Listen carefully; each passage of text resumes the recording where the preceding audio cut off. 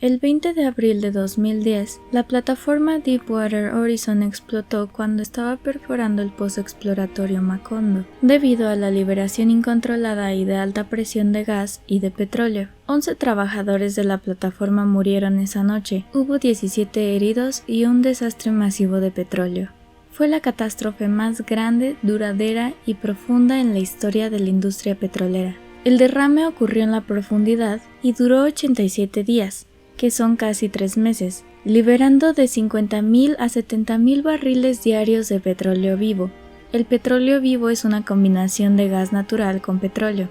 Esa combinación es típica de la explosión de un pozo y eso la distingue de la mayoría de los otros escenarios de derrames de petróleo.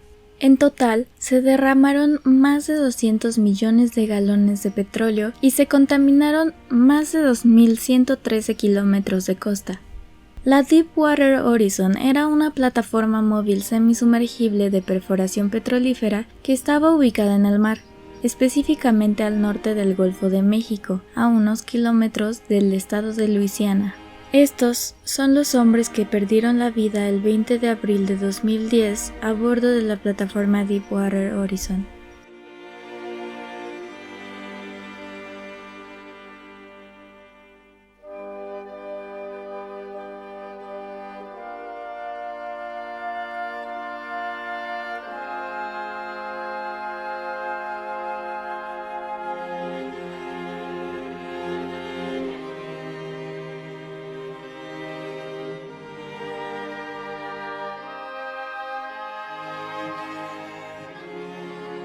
¿Y qué pasó con el petróleo derramado en el océano?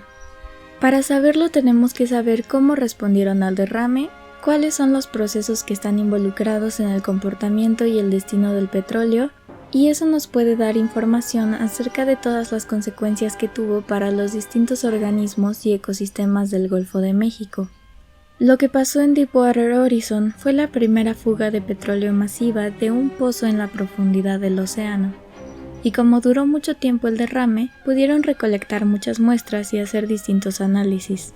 Se hicieron estudios de la industria petrolera, estudios académicos científicos y de agencias gubernamentales, como la evaluación de daños a los recursos naturales de la Administración Nacional Oceánica y Atmosférica de los Estados Unidos. Incluso la Iniciativa de Investigación del Golfo de México realizó un programa de 10 años para entender el derrame, sus consecuencias y el destino del petróleo derramado. Pero a pesar de todos los estudios que se hicieron, es casi imposible saber el destino final del petróleo, porque solo hay un estimado de la cantidad que se derramó. Además, el petróleo se combinó con el de otros derrames distintos. También fue difícil rastrear el petróleo en los 87 días del derrame porque el tamaño del área afectada era inmenso. Y aparte de todo lo anterior, por la complejidad química del gas natural, del petróleo y de los procesos que están involucrados en su comportamiento combinado con la complejidad biológica de los ecosistemas y organismos del Golfo de México. El petróleo es una mezcla de compuestos llamados hidrocarburos que están en constante cambio y tienen firmas químicas que los vinculan con su yacimiento de origen. Cuando se derrama petróleo, se deteriora y eso cambia su composición, y que cambie su composición hace que cambie su comportamiento. La mayoría de los compuestos del petróleo son insolubles en agua, y debido a que es menos denso que el agua, puede acumularse formando una capa en la superficie. ¿Y cómo empezó a salir el petróleo de la fuga? Cuando el petróleo iba saliendo se formaron gotas de petróleo y burbujas de gas. El tamaño de las gotas influyó en su disolución, biodegradación y la velocidad con la que subían. Las gotas más grandes, por ejemplo, llegan más rápido a la superficie en comparación con las más pequeñas, y si son gotas demasiado pequeñas, se pueden quedar suspendidas en el agua. Por las características específicas de los puntos de fuga de la tubería y los distintos componentes del petróleo, se separó en dos ubicaciones principales, en la superficie del mar y en capas profundas que estaban de 900 a 1300 metros de profundidad. Cuando el petróleo subió a la superficie, formó una capa resbaladiza que se extendió por un radio de 2 kilómetros en menos de 10 horas de haber comenzado el derrame. También se pudo haber formado una capa subsuperficial, de 20 a 40 metros por debajo de la capa superficial, Esa capa es transitoria porque depende de las olas generadas por el viento, y en Deepwater Horizon fue mínima porque casi no había viento en ese entonces. Las capas profundas tienen petróleo que es rico en compuestos gaseosos que son solubles en el agua, y se encontraron hasta 500 kilómetros al suroeste y 120 kilómetros al noreste del sitio del derrame. ¿Y cómo se respondió a todo esto? Las medidas de respuesta en un derrame son únicas para cada caso, porque dependen del petróleo, de las circunstancias ambientales y del derrame, entre otras cosas. En este caso, se utilizó una combinación de medidas que incluyeron la quema in situ, la aplicación de dispersantes químicos y la recuperación mecánica del petróleo. Todos los esfuerzos de respuesta ayudaron a disminuir el derrame, pero es difícil distinguir entre los efectos específicos que tuvieron cada una de esas medidas. De la quema in situ se hicieron más de 400 quemaduras y eso dejó residuos de carbón y hollín en el agua. Aplicaron más de 1 millón de galones de dispersantes Corexit sobre la superficie del océano y aproximadamente 770,000 galones directamente en la fuga. Se encontraron entornos marinos contaminados con los componentes de estos dispersantes, pero los aplicaron porque disminuyen la tensión entre el petróleo y el agua y eso ayuda a que se hagan más gotas que se disuelven mejor porque son más pequeñas, y se cree que eso redujo el 20% del petróleo que estaba flotando en el agua. Pusieron dispersantes directamente en la fuga hasta después del 3 de junio de 2010, cuando cortaron la tubería para que los distintos puntos de fuga se redujeran a uno solo, y eso permitió que instalaran un dispositivo que sirve para capturar el petróleo. Pero además de las medidas de respuesta humanas, los compuestos del petróleo se separan por procesos naturales. Los componentes del petróleo solubles en agua son los que pudieron disolverse, como el metano, que se disolvió completamente, y era parte del 20 al 30% del petróleo derramado. El 14% del petróleo que se derramó se evaporó. Los compuestos volátiles se evaporaron entre 2 y 3 horas de que inició el derrame, y los semivolátiles tardaron de 10 a 100 horas. Esos compuestos en el aire forman aerosoles orgánicos que generan smog. El petróleo se puede pegar a diferentes superficies de partículas marinas, y las partículas también pueden pegarse cubriendo las gotas de petróleo. Los animales marinos que se alimentan por filtración pueden ingerir partículas con petróleo, como este tiburón ballena. Y las gotas de petróleo también pueden actuar como partículas aunque no estén pegadas a ellas, y los animales filtradores se las pueden comer. Los compuestos del petróleo se transforman por la acción de la luz o de la biodegradación. Se cree que al menos la mitad del petróleo flotante se oxidó con la luz. La biodegradación depende del oxígeno y de los nutrientes disponibles.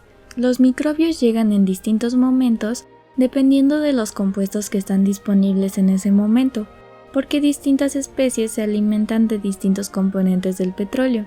Los microorganismos llegaron a todos los ambientes contaminados y ayudaron alimentándose del petróleo. Básicamente arreglan los daños de la actividad humana. El petróleo en las costas puede biodegradarse totalmente hasta después de 30 años, y actualmente el petróleo todavía llega a las playas. La biodegradación en los marismas es extremadamente lenta y tarda varias décadas, porque el petróleo se entierra en sedimentos que no tienen oxígeno, y sin oxígeno no puede haber biodegradación. En las capas profundas, la biodegradación tardó de días a semanas. Las personas podían medir la extensión de las capas por los cambios de oxígeno que tenían por la acción de los microorganismos. Detectaron respiración de los hidrocarburos hasta el 20 de septiembre de 2010. En el fondo del mar, la biodegradación fue muy poca porque se acababa el oxígeno.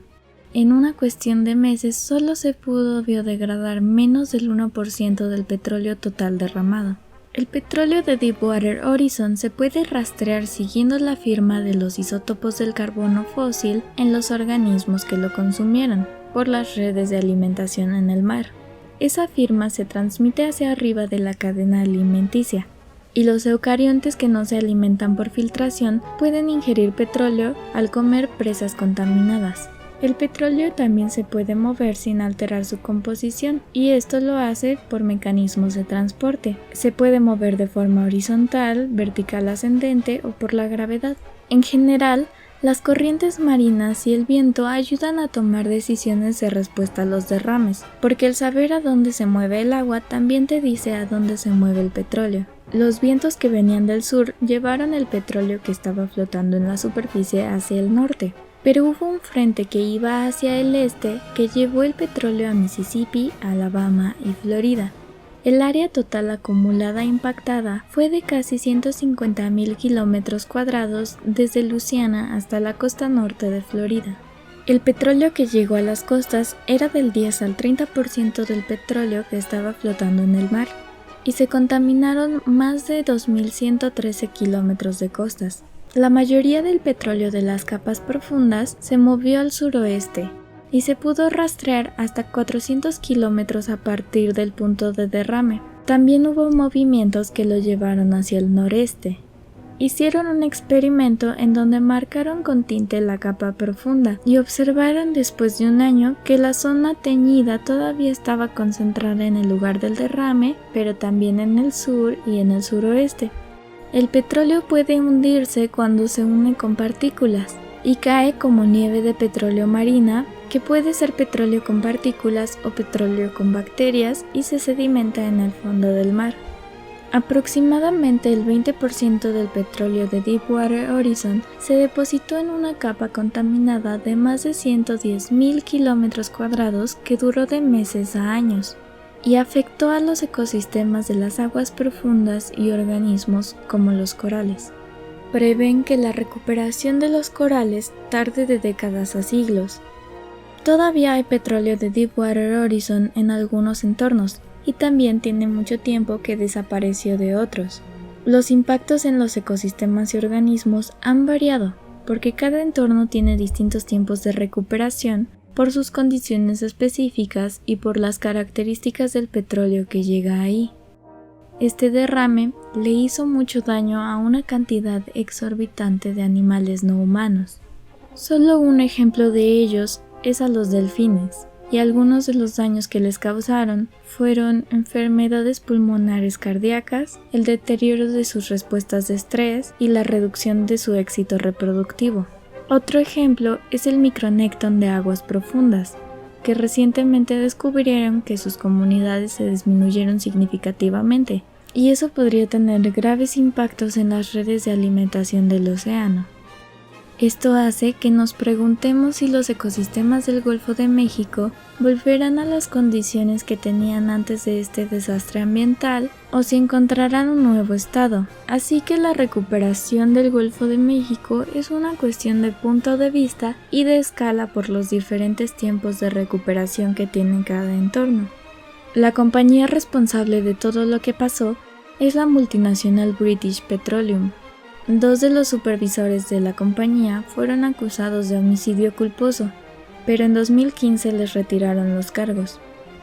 La compañía pagó $20.800 millones por la catástrofe ambiental que causó, pero ninguna cantidad de dinero podría reparar todo el daño que han hecho. Si quieres saber más acerca de lo que pasó en Deepwater Horizon, te recomiendo que veas esta película. En la descripción te voy a dejar los links por si quieres verla en Netflix o en Prime. Si no entendiste algo de lo que se habló en este video, siéntete libre de ponerlo en los comentarios y así podemos responder tus dudas. También puedes comentarnos alguna reflexión o lo que quieras, aunque no sea una duda. Si te gustó este video, no olvides darle like, suscribirte y también puedes apoyarnos compartiendo nuestros videos o en Patreon. Adiós.